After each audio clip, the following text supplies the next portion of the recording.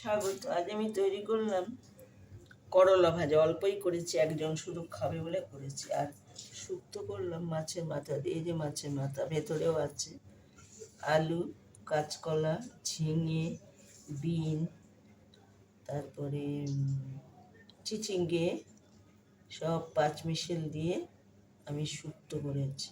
আলু দিয়েছি, ঝিঙেও দিয়েছি। এবার আমি রাঁধুনি ফোড়ন দিয়েছি, আর হলুদ লবণ তো দেব।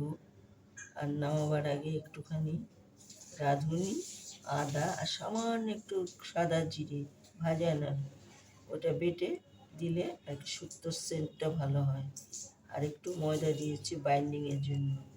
ভালো লাগলে লাইক করুন, শেয়ার করুন, আমার পাশে একটু থাকুন। আর করেছি বাঁধাকপির তরকারি।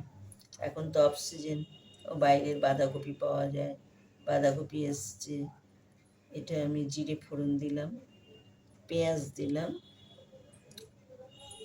লঙ্কা, হলুদ, আদা, জিরে, ধনে, সব মশলা